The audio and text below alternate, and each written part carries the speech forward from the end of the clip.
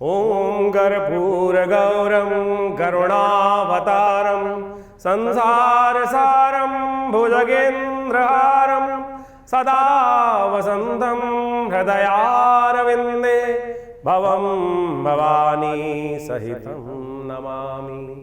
आत्मा त्वं गिरिजामति सहचरा प्राणा शरीरं गृहं पूजा ते विषयोग भोग रचना निद्रा समाधि स्थिति संचारा पदयो प्रदक्षिण विधि स्तोत्राणि सर्वा गिरौ यत् यत् कर्म करोमि तत्तत् अखिलं शंभो तवाराधनम् शंभो तवाराधनम्। 10 तारीख सोमवार का अवसर द्वादशी विद्यमान है, त्रयोदशी शय है और सबसे बड़ा परिवर्तन जो आपकी राशि में होने जा रहा है 12 वर्ष बाद जिसकी उम्मीद थी उस बृहस्पति जागने वाले हैं, बृहस्पति उदय होने वाले हैं। और बृहस्पति का उदय होना आपकी राशि के दृष्टिकोण से मान लेना 12 वर्ष का सारा अंधकार दूर करने का योग ये बृहस्पति आपकी राशि में उत्पन्न करने के योग बना के आते दिखाई दे रहे हैं। इस बृहस्पति की महाराज के उदय होते ही ये सूर्य का प्रभाव, बुध का प्रभाव, शनि का नेगेटिव प्रभाव, ये सब कहीं ना कहीं नेगेटिव होकर से हटकर पॉजिटिविटी की तरफ आपकी राशि के दृष्टिकोण से बहुत तेज गति से प्राप्त होने के योग बन सकते हैं। बुद्धि का पूर्ण लाभ प्राप्ति के योग ये बहुत बढ़िया से आपके लिए बनाते दिखाई दे रहे हैं। इस समय में बस एक बात का ध्यान रखते हुए कार्य करना है कि सही दिशा निर्देश चाहिए आपके लिए। कहीं ना कहीं आपकी राशि के दृष्टिकोण से इस वक्त आप बस बृहस्पति की जब समय बढ़िया चल रहा होता है तो व्यक्ति क्या होता है, सब मिट्टी में हाथ डालता है, सोना प्राप्त करने के योग बन जाते हैं, तो अहंकार बहुत बढ़ जाता है।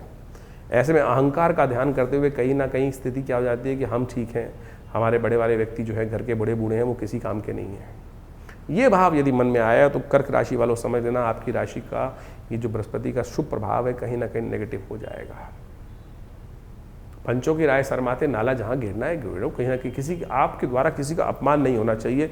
ये ग्रहों का योगायोग का नेगेटिव प्रभाव आप समझ लेना। केतु इस वक्त वाणी में बैठा है और वाणी इस वक्त आपकी बड़ी गलत हो रखी है। इस वक्त अगर नहीं हुई है तो बहुत अच्छी बात है, लेकिन योग बन रहा है, कहीं ना कहीं वो फितरत, कहीं ना कहीं वो भाव उदय होता दिखाई दे रहा है और ये भाव उत्पन्न हुआ तो सत्य मान लेना कहीं ना कहीं इस ग्रहों का नेगेटिव प्रभाव आपको झेलना पड़ सकता है। इस बात को समझते हुए कार्य करें।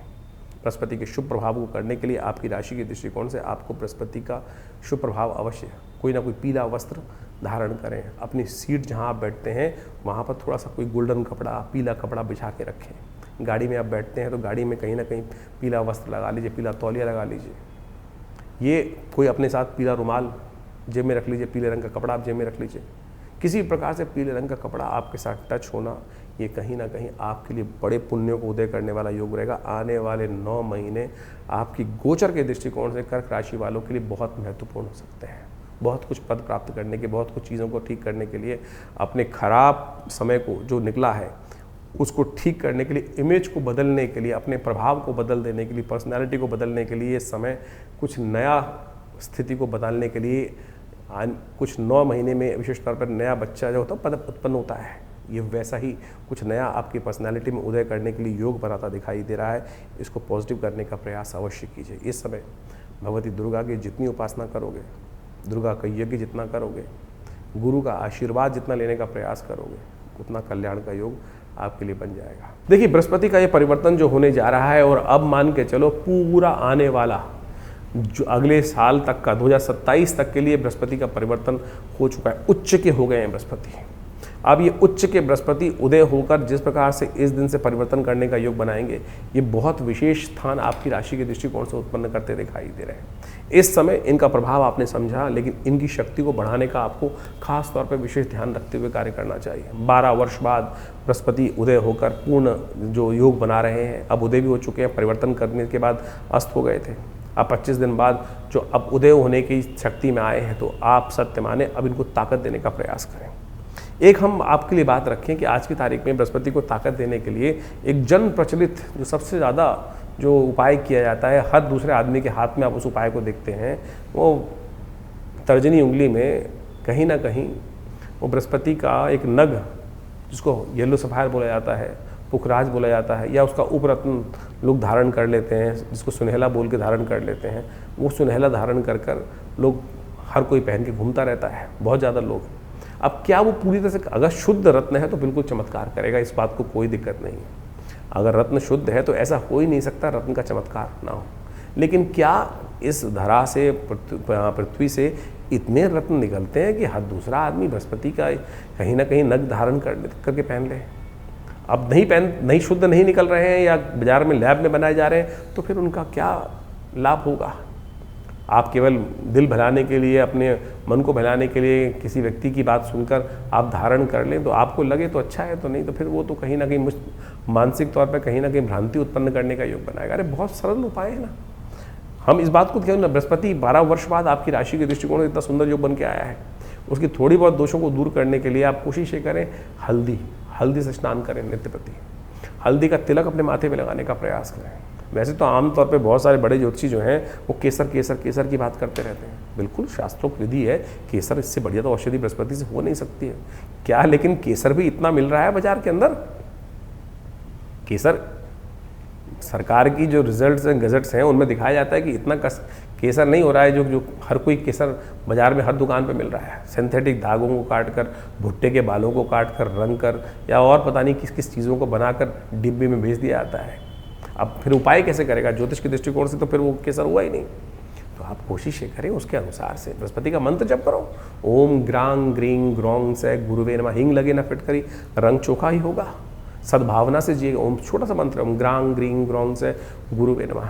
इस हल्दी की गांठ को लेकर कोशिश ये कर सकते हैं कि आप थोड़ा जल में डाल दीजिए हल्दी को, और उस हल्दी की गांठ को लेकर, जल को लेकर केले के पेड़ पर हर बृहस्पतिवार के दिन या नित्य प्रति थोड़ा जल डाल दिया कीजिए। इससे बढ़िया क्या होगा? ये छोटा सा उपाय है, ये कहीं ना कहीं लाभ देगा। एक केले के पेड़ को लेकर किसी देवस्थल में रोपित कर दीजिए, और हो सके तो बृहस्पतिवार उनमें जल डालने का, नित्य प्रति डाल सके तो बहुत अच्छा है।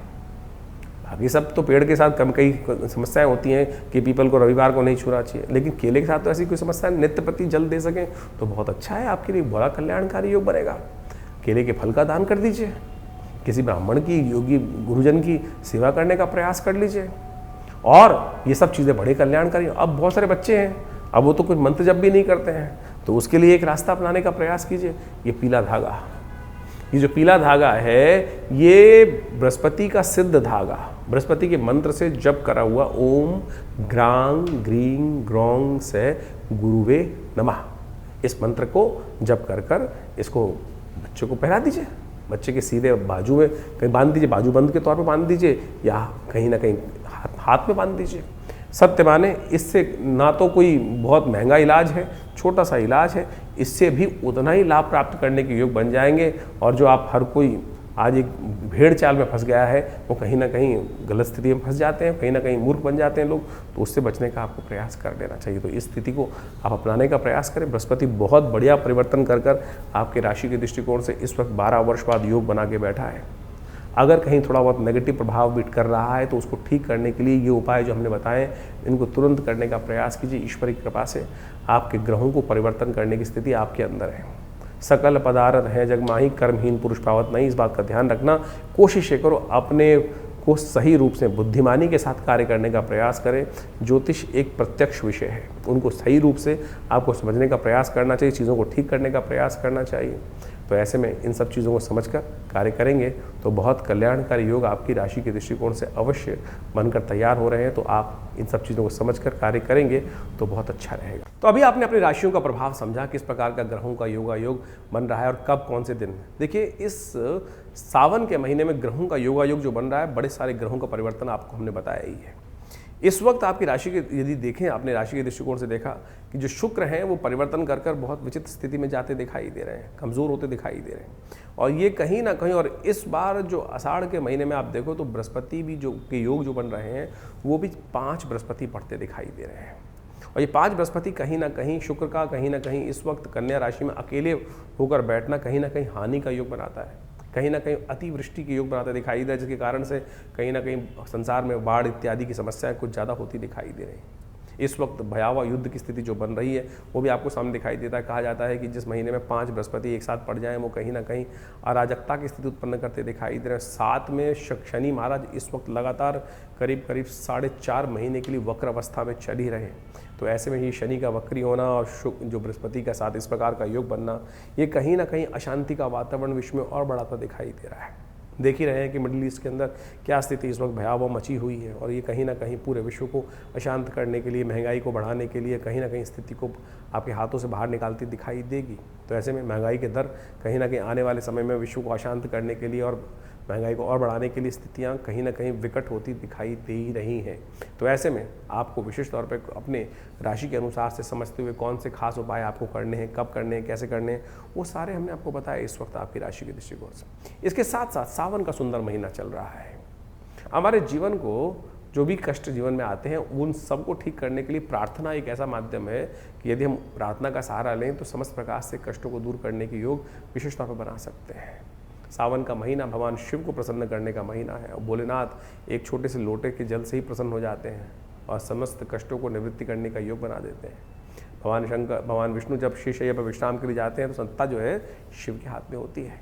तो ऐसे में नित्य प्रति सावन के महीने में कोशिश ये करें कि आप भगवान शंकर पर थोड़ा जल, थोड़ा दूध, थोड़ा जो भी सामग्री आप अर्पित करना चाहे, बोले तो सब कुछ स्वीकार कर लेते हैं। तो जो कुछ श्रद्धा के साथ, विश्वास के साथ आप समर्पण करने का प्रयास करेंगे बड़ा ही सुंदर रहेगा। ऐसे में हमने नित्यपति विवेकानंद योगाश्रम में पूरे सावन के महीने में भगवान का रुद्राभिषेक सुंदर रूप से रखा है। तो आप अवश्य इस समय में भगवान सुंदर रूप से भगवान शंकर की आराधना करने के लिए सम्मिलित हो सकते हैं। विवेकानंद योगाश्रम में जो कार्यक्रम नित्यपति रुद्राभिषेक रहेंगे, शाम के समय नित्यपति हर रोज़ 5 बजे से लेकर करीब रात को 8 बजे तक ये रुद्राभिषेक का नित्य कार्यक्रम चल रहा है। आप उन सब में सम्मिलित होने का, कार्यक्रम में समय निकालने का प्रयास कीजिए, अपने नाम से कराने का प्रयास कीजिए। इसके अलावा जो सावन के सोमवार रहेंगे उसमें विशेष कार्यक्रम भी रहेगा। 10 तारीख को विशेष तौर पर सोमवार का योग पड़ रहा है, साथ में प्रदोष का योग बन रहा है।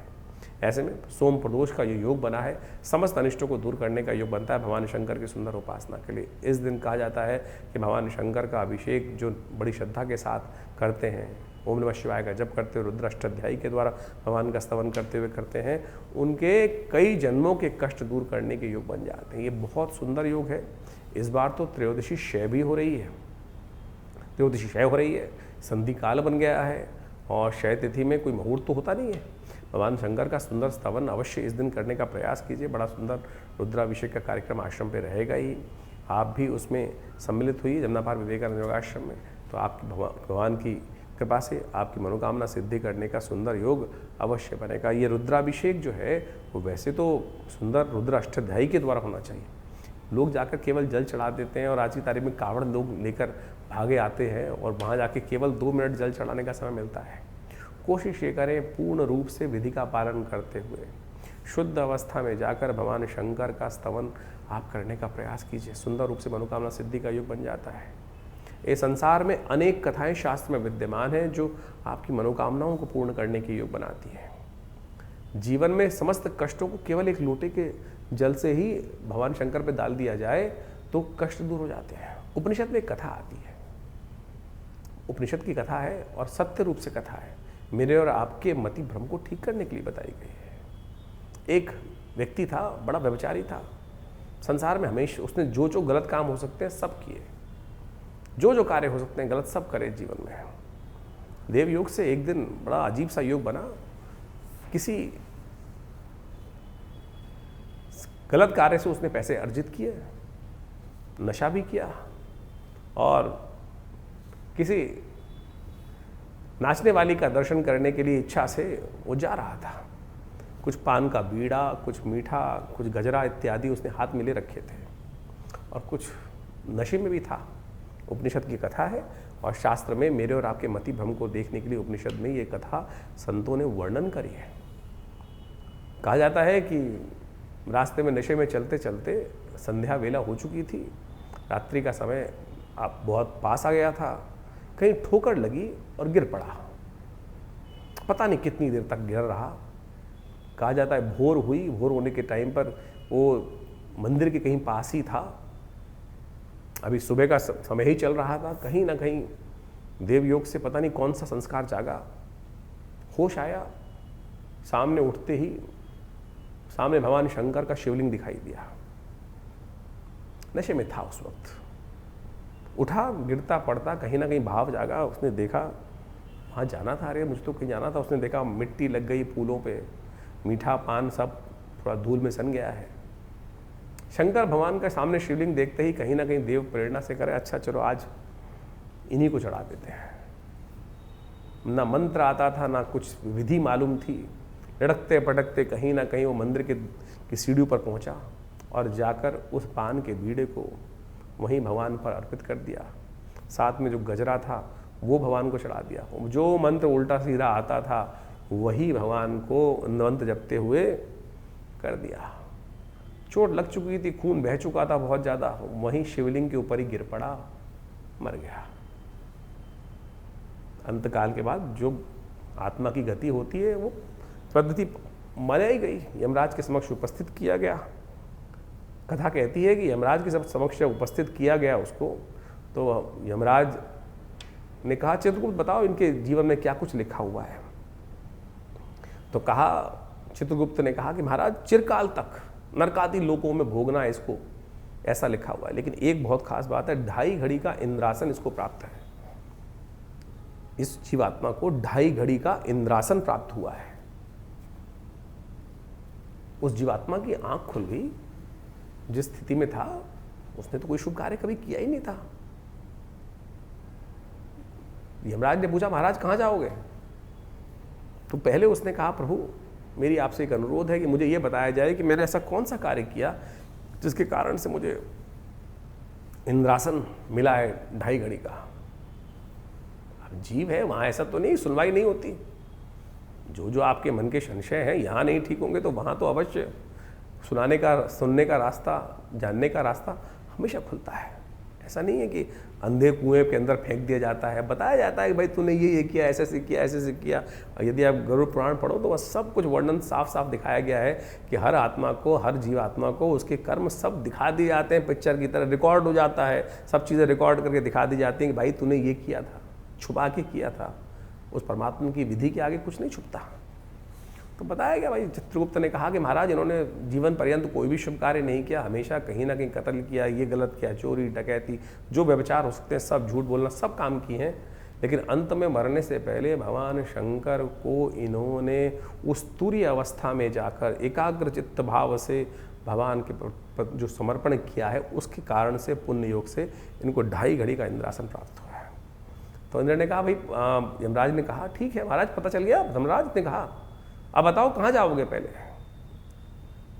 इंद्रासन प्राप्त करोगे 2.5 घड़ी का या नरकादि लोक जाना है? तो महाराज पहले इंद्रासन। धर्मराज ने कहा ठीक है तथास्तु, जाओ महाराज, आपका पुण्य है, आपको 2.5 घड़ी का इंद्रासन, उसके बाद आप नरकादि लोक जाइएगा जहाँ जाना है। वहाँ कोई पार्शियलिटी नहीं चलती, किसी का कोई भेद नहीं चलता। जो किया है, जैसा किया अवश्यमेव भोक्तव्यम कृतम कर्म शुभाशुभम। उपस्थित किया गया इंद्र के समक्ष और कहा धर्मराज की आज्ञा से इनको 2.5 घड़ी का इंद्रासन प्राप्त हुआ है, आप थोड़ी देर के लिए आप अल्प विराम लें और इनको वहाँ इंद्रासन दिया जाए। व्यवस्था हुई, घोषणा की गई कि इंद्र नए बनने जा रहे हैं पदाधिकारी। इंद्र कभी एक नहीं रहते, समय समय के काल व्यवस्था के अनुसार से बदल दिए जाते हैं इंद्र। और इसीलिए देवासुर संग्राम इत्यादि समस्त जो थे वो ललायित रहते थे। उस इंद्र को हटाकर हम राक्षस जो भी होते, जो भी चाहे रावण रहे चाहे कोई, सब इंद्रासन की ललाहट में, इंद्रासन प्राप्त करने के लिए, स्वर्ग के सुख को प्राप्त करने के लिए, उस पद को प्राप्त करने के लिए, उस सिंहासन को प्राप्त करने के लिए सब कितने कितने युद्ध लड़ते थे। उसको पुण्य के कारण से मिला था। इंद्र हटे वो जो उस वक्त व्यवस्था में थे और इनका अभिषेक करने के लिए सुंदर व्यवस्था की गई। सबको सूचना दी गई कि महाराज ऐसे ऐसे इंद्र बदलने वाले हैं, बहुत सुंदर राज्य अभिषेक की व्यवस्था होगी, अभिषेक किया जाएगा, सुंदर रूप से नृत्य इत्यादि की सुंदर व्यवस्था रहेगी। अब साय नृत्य करेंगे, पूर्ण व्यवस्था, सबको आमंत्रण जिस प्रकार से किया जाता है, कोई प्रधानमंत्री पद पे, कोई मंत्री पद पे बैठता है तो पूरे समाज को बुलाया जाता है। तो ऐसी ही सुंदर व्यवस्था करने की कार्य कर दिया गया। घोषणा हो गई, समय पर उनको इंद्र के पदवी पर विभूषित कर दिया गया। और जैसे ही घोषणा हुई सब नृत्य और जय हो आपको इनकी तरफ से शुभकामनाएं, इनकी तरफ से सब शुरू होने जा रहा था। उन्होंने कहा रुको महाराज। वहाँ खड़े हुए इंद्रासन से और संकल्प लिया कि मैं ये उच्च श्रवा जो घोड़ा है शुक्राचार्य को दान कर रहा हूँ। ये कामधेनु गाय जो है कैसे पहुँचा, कामधेनु गायें वशिष्ठ के पास कैसे पहुंची? इंद्र ने दान करी। इंद्र ने संकल्प लेकर वो दान कर दिया कामधेनु को, वशिष्ठ को। जितनी स्वर्ग की निधियाँ थी सब लेकर दान करनी शुरू कर दी, एक के बाद सब चीज़ें दान करते चले गए। इंद्र पर विभूषित था वो व्यक्ति उस वक्त। कोई ये नहीं कह सकता कि महाराज आप ये नहीं कर सकते, कोई उंगली नहीं उठा सकता था, सब कुछ दान करता था। 2.5 घड़ी थी उसके पास, केवल 2.5 घड़ी। कहा जाता है अंत में जब सब कुछ कर दिया तो उठा, इंद्र अपने आसन से उठकर नीचे आया और संकल्प लिया कि मैं आज इस वक्त इस पद पर विभूषित इंद्र पद पर आसीन संकल्प लेता हूँ, ये संपूर्ण त्रिलोकी का जो मेरा साम्राज्य है भगवान शंकर को अर्पित करता हूँ। और कहा चलो भाई अब नरक आदि लोगों को भोगने के लिए चलता हूँ। किसका सामर्थ्य था, किसका सामर्थ्य था कि उसको उस पद से हटा सके कोई व्यक्ति? ये उपनिषद की कथा है। तो आपको ये समझना चाहिए कि भारतीय उपनिषद जो है वास्तविक तौर पर मेरे मति को ठीक करने के लिए है। तो ये सावन का सुंदर महीना जो है ना, वो एक छोटे से जल से भगवान को कैसे प्रसन्न करने का है, इस विश्वास को जगाने का है, माध्यम है। आप अपने जीवन को बदलने के लिए छोटे छोटे संसार में जो भारतीय संस्कृति में जो उपनिषद इत्यादि में पुराणों में कथाएं हैं उनको सार रूप में ग्रहण करने का प्रयास करें। करो तो सही कर्म। कैसे, किसका बाहुबल है, किसका सामर्थ्य है कि आपके जीवन में वो शुभ का आगमन को, कर्म प्रधान विश्व रचना का कर्म तो करने का प्रयास तो कीजिए। आज हम हर चीज में कहीं ना कहीं मन में नेगेटिव भाव लेके बैठ जाते हैं, अरे कुछ नहीं होगा। सब कुछ होगा, सब कुछ होगा। अगर किसी व्यक्ति ने अबोध अवस्था में वो कर्म कर दिया, उसका पुण्य कर दिया। जो लोग विश्वास को जगाकर अपनी श्रद्धा के साथ, विश्वास के साथ कर्म करते होंगे तो उनके भोग क्यों नहीं बनते होंगे, क्यों नहीं उनके जीवन में पुण्य का उदय बनता होगा। करिए तो सही। इतने लाखों अरबों लोग हैं, कितने लोग ललाहित हो गए श्रद्धा के साथ अपने कर्म को करते हैं, लॉटरी खुलती है। तो इस बात को विश्वास करके करने का प्रयास कीजिए। देखिए ये बड़ा सुंदर समय है, परमात्मा की आराधना करने का प्रयास कीजिए। ये श्रद्धा के साथ इस सावन को खाली मत जाने दीजिए। तो करेंगे तो अवश्य लाभ प्राप्ति के योग बनेंगे, जीवन के कष्टों को दूर करने के योग बनेंगे। ये सावन का महीना बड़ी श्रद्धा के साथ आया है। कोशिश ये करें इस सावन के महीने में जब भी कोई सुंदर कार्य हमारे जो चल रहे हैं उनको करिए, भगवान का अभिषेक कीजिए, जल अर्पित करने का प्रयास कीजिए, दान कीजिए, पुण्य कीजिए, जो कुछ कर सकते हैं वो सब करने का प्रयास करेंगे तो ये कर्म जो है आपका, ये पुण्य कर्म कहीं निष्फल नहीं जाता। देले सवेले कहीं ना कहीं आपके पुण्यों के उदय कर कर रक्षा करने के लिए कर्म ही उस विपदा की स्थिति में सामने आके खड़ा हो जाता है और वो कहीं ना कहीं आपके कल्याण का मार्ग प्रशस्त कर देगा। तो इसको विश्वास जगाइए। इस कथा को केवल ऐसे ही नहीं लीजिएगा, श्रद्धा अनुसार से विश्वास करके समझकर कार्य करने का प्रयास कीजिए, कल्याण होगा।